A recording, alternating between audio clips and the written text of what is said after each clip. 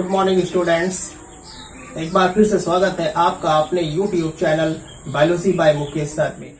आज की इस वीडियो में हम बात करने वाले हैं रॉबर्ट एच पार्टेकर के द्वारा 1969 में जो 5 किंगडम सिस्टम ऑफ क्लासिफिकेशन दिया गया था उसका फंडामेंटल बेसिस क्या था, वो कौन कौन से ऐसे पॉइंट्स थे जिसके द्वारा पार्टेकर को सक्सेस मिली और उनका ये सिस्टम लगभग सर्वमान्य हुआ। पार्टेकर ने 5 किंगडम सिस्टम ऑफ क्लासिफिकेशन देने से पहले कुछ पॉइंट्स का गहनता से स्टडी किया, विचार किया और उसके बाद उन्होंने जीवों को क्लासिफाई करने के 5 जगत प्रस्तुत किए, जिसमें से सबसे पहला था बॉडी कंपोजिशन, शरीर संगठन। अभी तक के हमारे द्वारा किए गए स्टडी में हम इतना तो जान ही चुके हैं कि संसार में जितने भी जीव होते हैं वो 2 प्रकार के होते हैं। एक ऐसे जिनका शरीर केवल एक ही सेल का बना होता है अर्थात सिंगल सेल्ड होते हैं, जिन्हें हम एक कोशिकीय या यूनिसेल्युलर ऑर्गेनिजम्स कहते हैं, और दूसरे वो जिनका शरीर एक से अधिक सेल से फिर वो हजारों करोड़ों अरबों सेल्स हो सकती हैं से मिलकर बना होता है, और ऐसे जीवों को हम मल्टी सेल्यूलर बहुकोशिकीय जीव कहते हैं। तो इस आधार पर जो बॉडी कंपोजिशन है जीवों का वो केवल 2 प्रकार का होता है।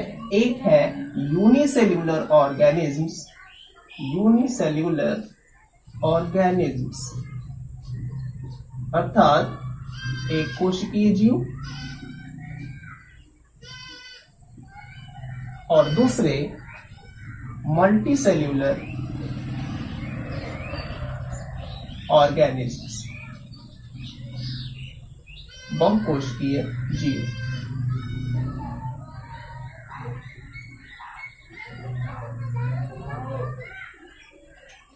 पार्टेकर ने इन दोनों बिंदुओं पर गहनता से स्टडी किया और स्टडी करने के बाद में पाया कि जो जीव एक सेल के बने हुए थे उनको उस कैटेगरी में, और जिनका बॉडी मल्टी सेल्यूलर था उन्हें अलग कैटेगरी पे। जैसे पिछली वीडियो में हमने पढ़ा था कि जो मोनेरन्स हैं, मोनेरा और प्रोटिस्टा, इन दोनों का बॉडी यूनिसेल्यूलर होता है अर्थात ये एक कोशिकीय होते हैं। लेकिन बहुत सारे जैसे प्लांट्स हैं, अदर प्लांट्स हैं या एनिमल्स हैं, इन्हें एनिमल या किंगडम में स्थान दिया गया था, उनका शरीर मल्टी सेल्यूलर बहुकोशिकीय होता है। तो यहां से ऐसे जीव जिनका शरीर एक कोशिका का बना हुआ था उन्हें कह सकते हैं फिलहाल मोनेरा किंगडम में रखा, प्रोटिस्टा किंगडम में रखा। तो यहां पर भी अभी कंफ्यूजन है, लेकिन केवल एक ही पॉइंट को ध्यान में रखकर उन्होंने क्लासिफिकेशन नहीं किया। अभी कई और पॉइंट्स हैं, उनको मिला करके उनके स्टडी को मिलाने के बाद ही उन्होंने कोई डिसीजन लिया कि हमें किस प्रकार के ऑर्गेनिज्म को किस किंगडम में रखना है। तो अब हम बात करते हैं दूसरे पॉइंट की, फंडामेंटल बेसिस सेल स्ट्रक्चर, कि उस जीव की कोशिका संरचना क्या है। शरीर संगठन भी देखा कि मोनेरन्स का शरीर संगठन क्या है, प्रोटिस्टा का शरीर संगठन क्या है, पाया यूनिसेल्युलर होता है। लेकिन अभी और भी चीजें देखनी है कि उसके सेल स्ट्रक्चर क्या है।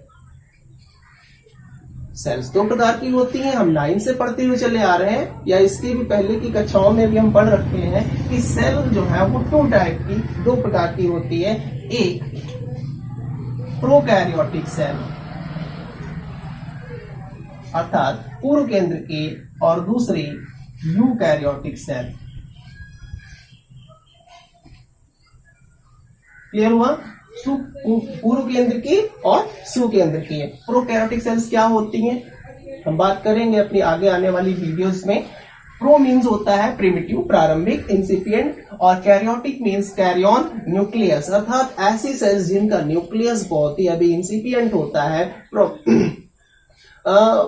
न्यूक्लियर मेम्ब्रेन उसमें एब्सेंट होती है, ऐसे जीवों की सेल्स प्रोकैरियोटिक और जिनमें न्यूक्लियस वेल डेवलप रहता है, ऐसे सेल को यूकैरियोटिक सेल कहा गया।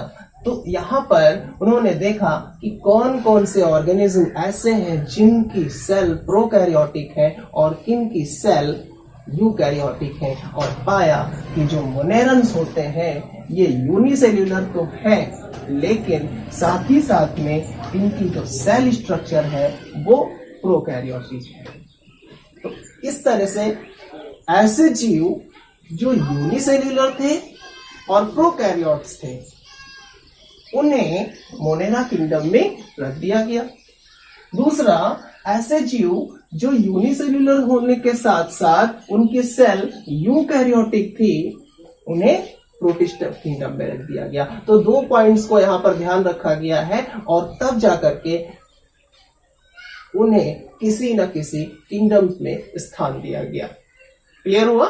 थर्ड पॉइंट है मोड ऑफ लाइफ का, अर्थात यहां पर जीवन रीति कह सकते हैं। मोड ऑफ न्यूट्रिशन, पोषण विधियां क्या थी?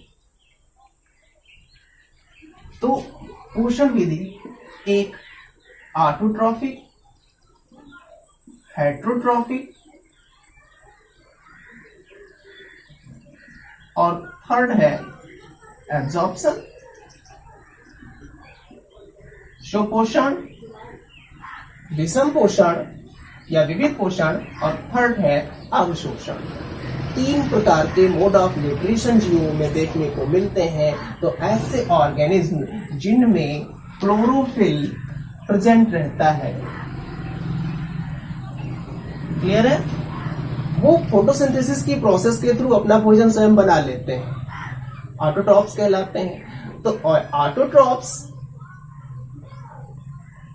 ऐसे मल्टीसेल्यूलर ऑर्गेनिज्म्स जिनमें क्लोरोफिल प्रेजेंट था, अर्थात जिनका मोड ऑफ न्यूट्रिशन ऑटोट्रॉफिक था, ऐसे मल्टीसेल्यूलर ऑर्गेनिज्म्स को प्लांटी किंगडम में रखा गया, अर्थात सारे पौधे, हरे पौधे जो हैं उनको प्लांटी किंगडम में रख दिया।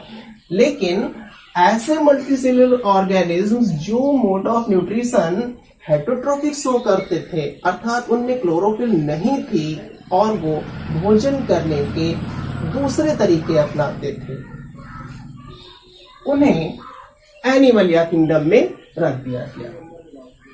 क्लियर हुआ? तीसरा एब्जॉर्प्शन, अवशोषण। जो फंगस होते हैं,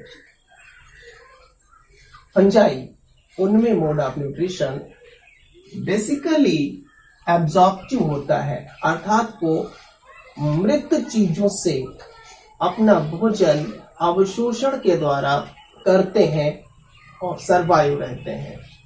तो इस प्रकार से हमने देखा कि आर.एच. व्हाइटेकर ने किन महत्वपूर्ण बिंदुओं को पहले से अच्छे से स्टडी किया, उसको एक्सपोज किया और फिर उनको अप्लाई किया और 5 किंगडम दिए,